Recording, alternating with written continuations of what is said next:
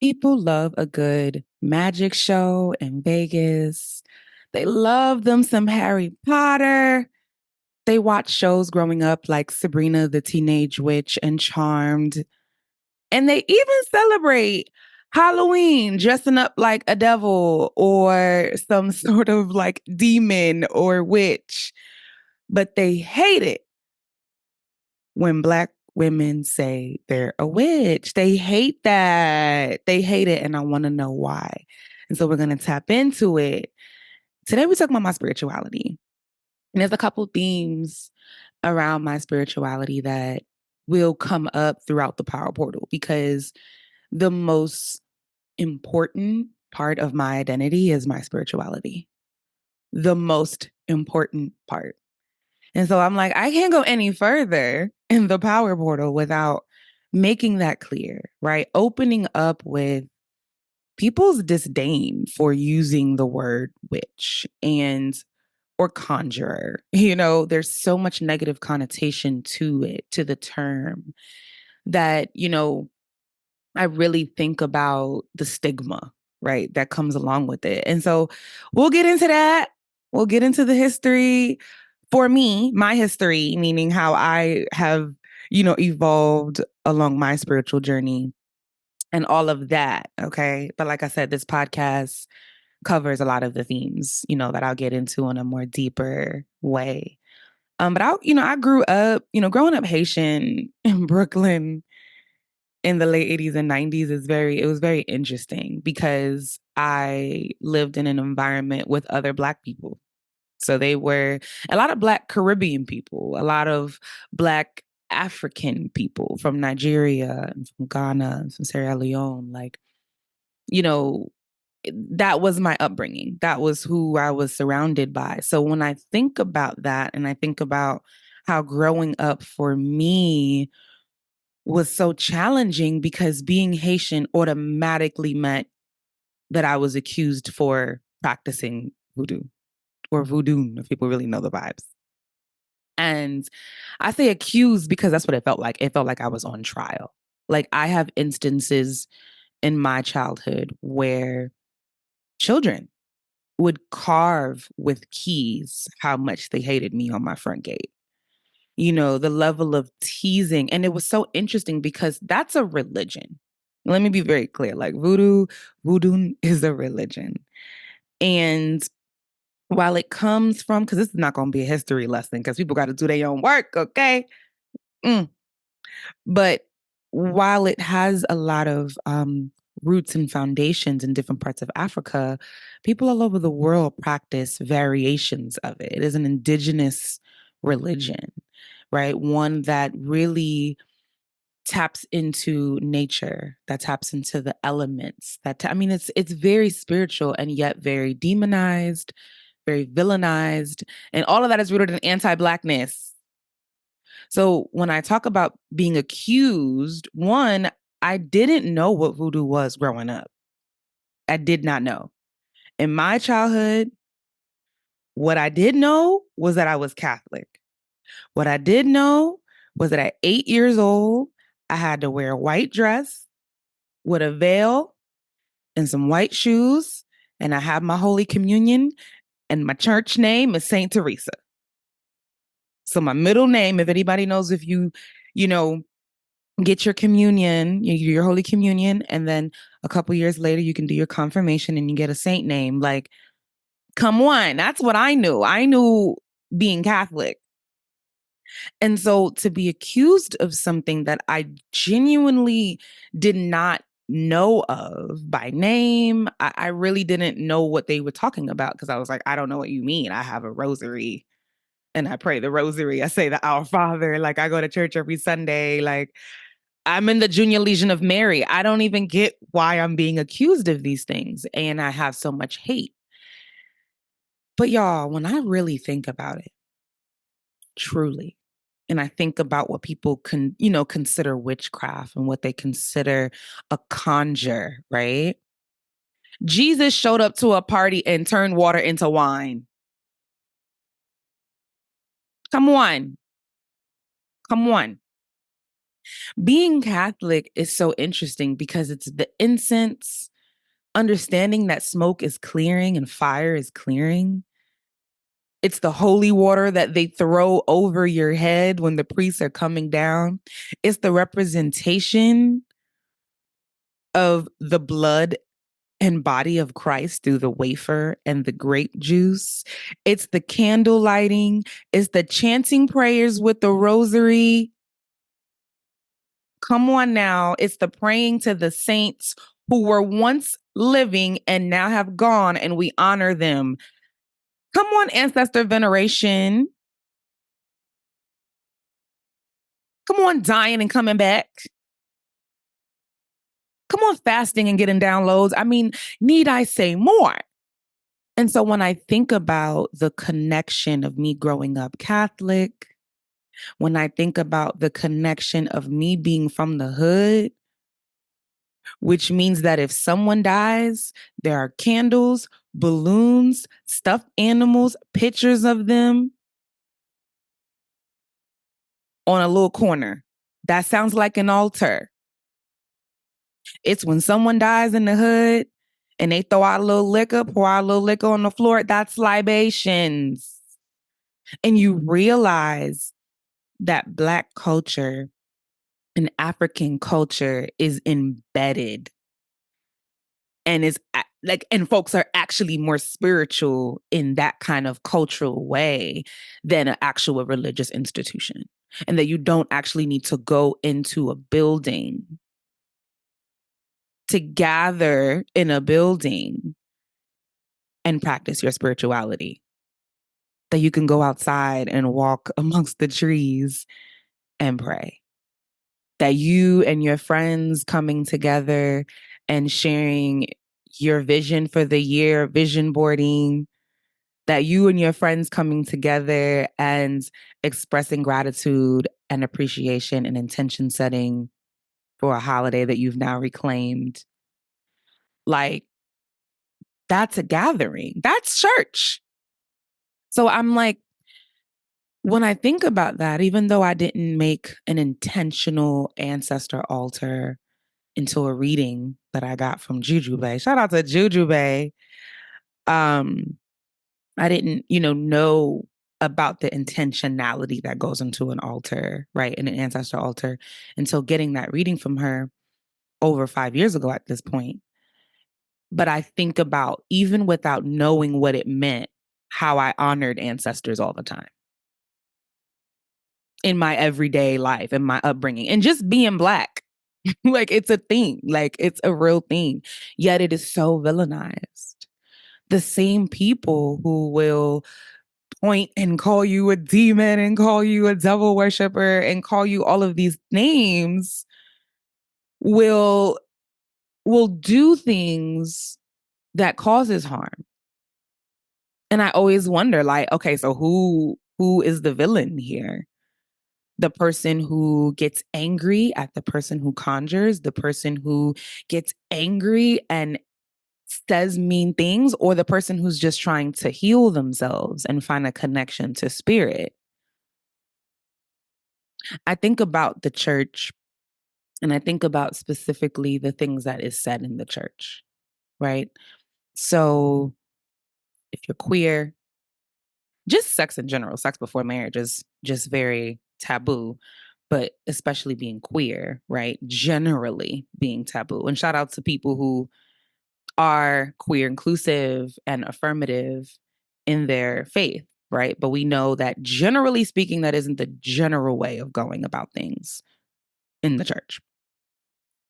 And when you think about that and you think about how people have been put to the side and have told, if you are gay, if you are trans, if you are bisexual, if you are part of the LGBTQIA plus community, you are going to hell. Well, we know that words are spells, right?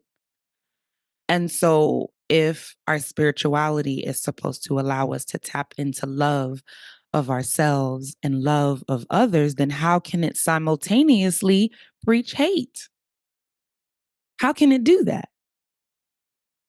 And so I'm grateful to have a spiritual practice that allows me to love myself, in a very beautiful, multidimensional, holistic way, allows me to love others in that way, allows me to have a better relationship with grief. Because when I think about other spiritual practices, right, it's this idea that if we leave our body and that we pass on, there's deep sadness, and there should be, right? This person is no longer on this earth as we know it. However, when you tap into African based spirituality, and you go into African traditional religions, and you go into indigenous practices, you understand that when we leave this body and our physical selves leave this body and this physical earth, we transcend. And whatever that transcension looks like, that transcending looks like, right? We're no longer here in the same way. But if you have a relationship with it, like when I think about my practices, when I, lost both of my grandmothers, if my practices weren't so strong, I wouldn't feel like I'm connected with them post them being gone. If I didn't have an ancestor altar where I can go to and put some of my grandmother's favorite things on there, where I can put her picture on there, where I can put things that she enjoyed on there, if I didn't have a connection with her, where would that leave me when people pass? So I will say that that has helped me so much in having a relationship with grief in a way that I just didn't before, right?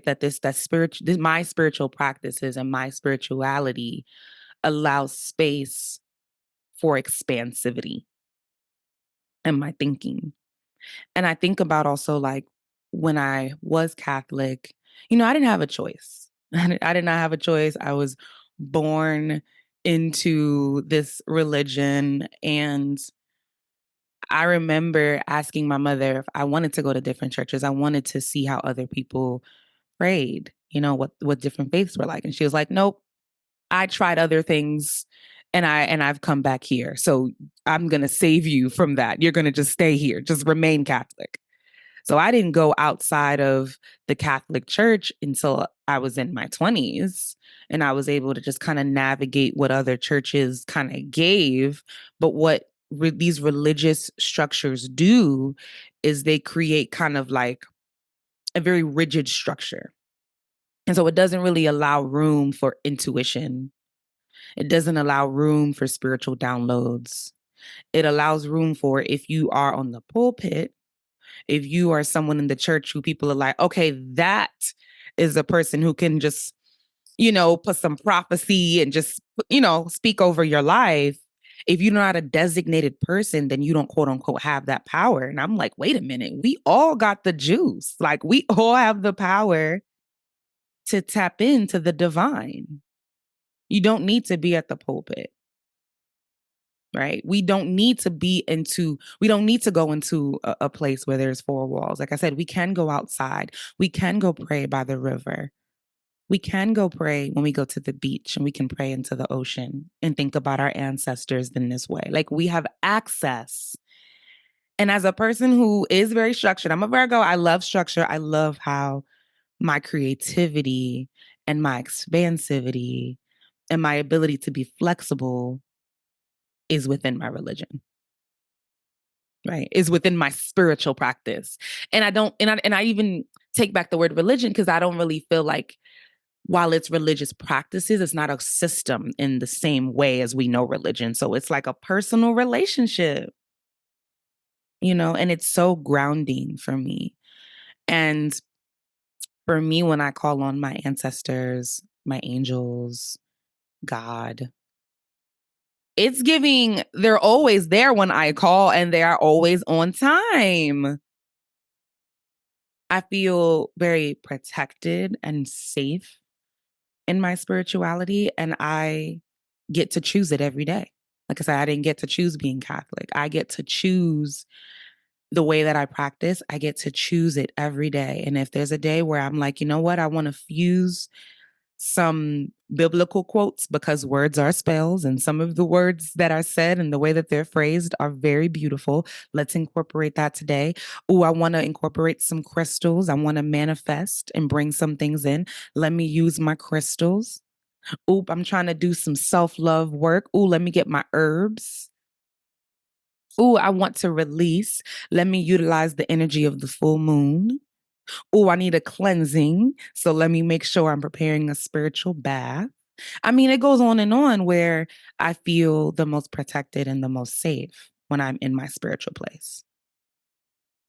It's my happy place, my intuitive based happy place where I have my money altar, I have my self love altar, I have my ancestor altar, my juju bags. I get to create the type of prayer that I want because, once again, if you think about other types of formal religious structures, right, the prayers are written out for you.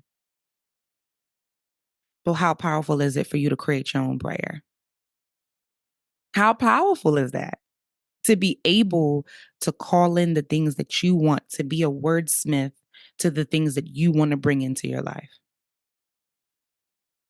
It's so powerful. And when we think about words too, I will say that my spiritual practices allow for me to be more intentional, impeccable with my word. Come on, shout out to the four agreements.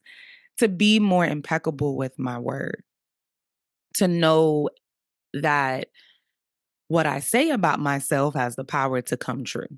And so if I speak negatively about myself and I have negative self-talk, which that will be definitely a future episode. If I have negative self-talk, then I'm putting that negativity into my life.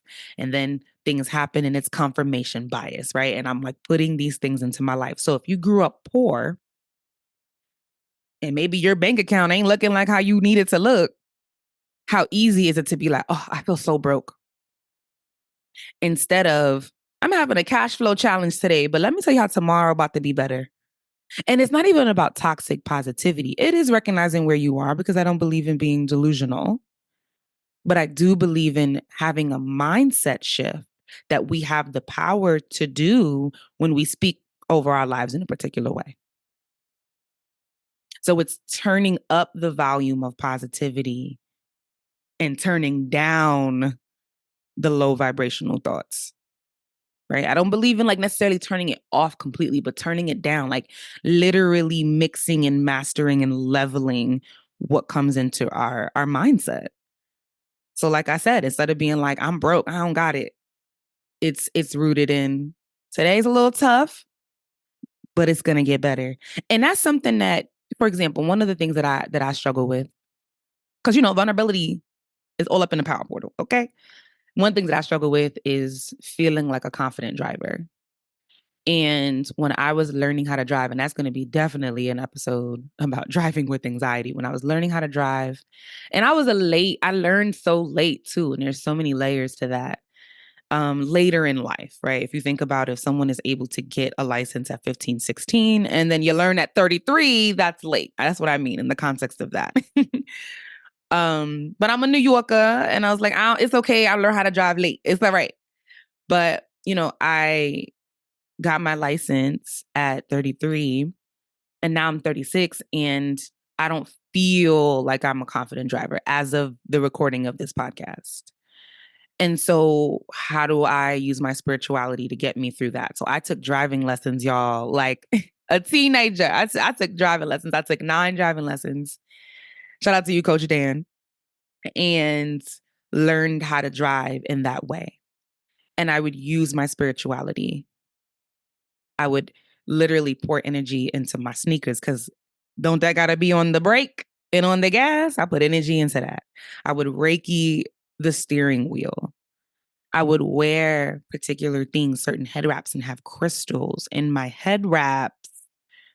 All of this, my juju bag, listen, my juju bag was, I created juju bags with different crystals and healing tools that I needed to keep me calm and safe and protected. And I would have it on a fanny pack. So literally would have all those things on me, on my person. And that helped me to get my license, y'all. It did. And so now it's making sure that I'm speaking positively into me building the confidence of being a good driver, right? And so what that would look like is instead of me being like, oh, I can't drive. I drive so horribly. Like, oh, you don't need me to drive, which I'll do. I have a tendency of doing it. Because guess what? Just because you're spiritual don't mean you perfect. But it's about recognizing the things that you need to grow in, right? So I'm being vulnerable and sharing with y'all that instead of me saying that, I've been practicing lately. Like, I'm working on my driver confidence and setting goals and saying, I'm going to be more confident as a driver by this time. And these are the things that I'm going to need.